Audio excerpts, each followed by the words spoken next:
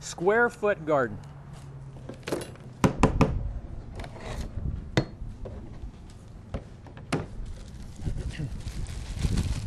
Around 1975, a guy by the name of Mel Bartholomew, he had retired from his job as a civil engineer. So I guess that means he designed bridges and roads and overpasses and those kinds of things. And cloverleaf access to freeways like Malfunction Junction. I hope he didn't design that one. But anyway, those are the kinds of things civil engineers do. And perhaps some of you have been or are a civil engineer, I don't know. He retired from that job, and he'd always been interested in gardening, and he decided that he would just kind of sort of pursue it as a hobby. So he noticed that at a local library they were going to have this gardening meetings, very similar to what we have today. And so he went to it. And there were 6 or 7 other people there, and they were sitting there talking. Well, wouldn't you know it, the speaker never showed up. Never said anything, just didn't come. I don't know if he ever found out why or not. So they said, well, let's just talk about it. Do you do any gardening? Yeah, I do a little. What do you grow? And they started sharing information with each other. And they figured out that they could actually learn a lot from each other. He probably knew the least. But they said, they picked him as the leader. And they said, let's meet again. Get us together. Let's get together once a month and just talk gardening. So as a result of that and what he learned from a lot of his newfound friends, he got very, very interested in it. And he decided to actually research gardening. And so he came up with a system called the square foot gardening system. It involved taking an area of the ground and drawing a 4x4 square and adding all kinds of good stuff to the soil and mixing it in. Now that's not what we have here. He wrote a book called the Square Foot Gardening Book. That's not this book. And a lot of people confuse that with this. It's very much like it. The Square Foot Gardening Book. For 5 years, he had a show on television, on PBS, and where he taught gardening with his system, the Square Foot Gardening System.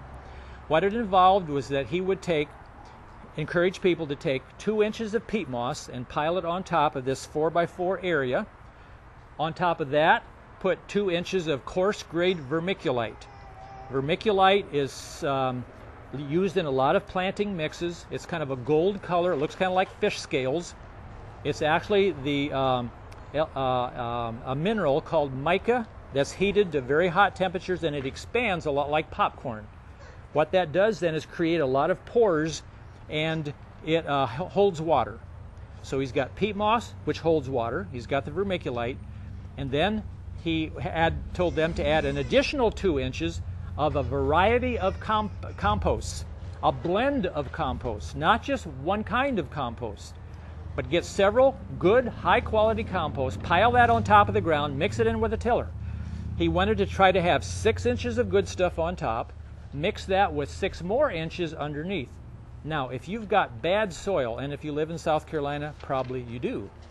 If you live where I live, out toward Gilbert, actually in the White Knoll, near White Knoll High School, I've got pure sand. It's like I live on a beach, just there's no water. I mean, I don't have an earthworm. I can dig a hole as deep as I want, plant a tree. I never find a rock, nothing, just sand. It's really easy to dig, but it's not so great for growing plants. On the other hand, depending on where you might live, you may have exactly the opposite. You may have sticky clay when it's wet and hard as a pick, and you practically can't dig a hole, clay. And I've had customers from White Rock that said, we'd love to have either one of those. We've got clay and rocks. So you can't dig a hole without finding rocks. By the way, you said you don't have any. You want some of ours? They like to tell me. So I guess I don't have it so bad. All those soils have one very important thing missing, and that's organic matter. You need some kind of plant material. That's what holds your water. That's what holds the fertilizer and keeps it from just leaching straight out the bottom. And that's what breaks down and enriches your soil and helps to provide nutrients for the plants so that they can make their food. And without that, you just don't have a good foundation. Plants need a good foundation, just like buildings need a good foundation. Remember that Sunday school song about the wise man who built his house upon the rock? And the rains came tumbling down, and the house on the rock stood firm. But the foolish man built his house on the sand, and the rains came down, and the floods came up, and the house on the sand went crash. We used to love to do that when we were kids.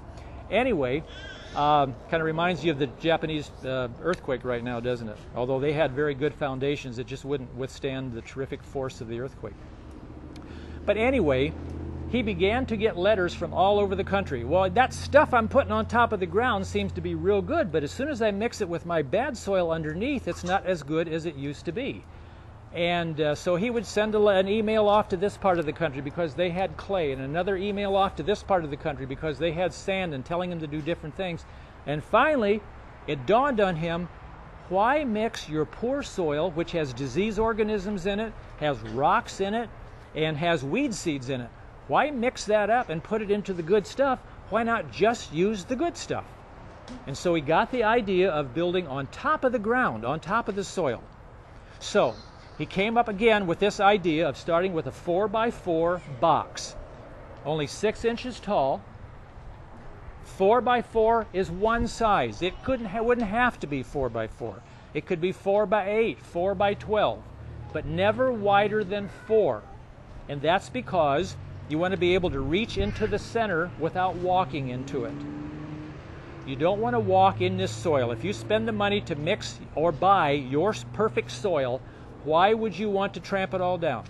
In my row garden, where I use my tiller sometimes and add things, when I get done tilling it, it just looks so light and so fluffy. If I see one of my footprints, I'll take a rake and I'll just rake it out so it looks just perfect, knowing that I'm going to come back in there with my string and my 2 sticks and draw a line with my hoe and have a row, and I'm going to tread it all back down again. But in this particular garden, you never walk on it. You don't plant in rows, and you never walk on it.